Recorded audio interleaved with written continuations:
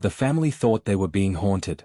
Lights flicked on by themselves, footsteps echoed in empty halls, and cryptic messages appeared on mirrors. But this wasn't a ghost. It was something far worse, and it was already inside the house.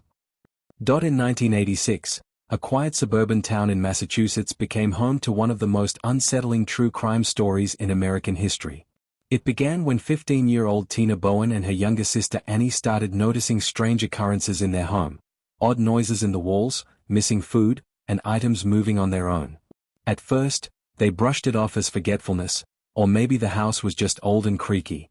Then came the messages. One evening, Tina walked into the bathroom and found words written in red lipstick across the mirror: "I'm watching you."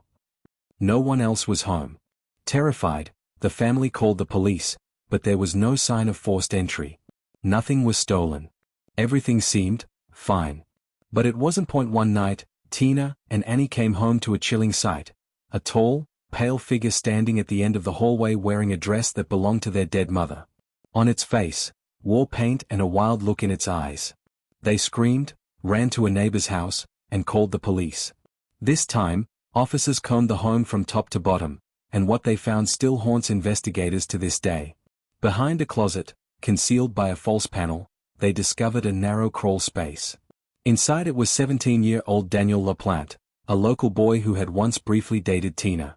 He had been living inside their walls for weeks, watching the family, moving around at night, and intentionally tormenting them. LaPlante had created a maze of tunnels inside the house's walls, complete with peepholes to spy on the sisters. He survived by stealing food and sneaking out when no one was home.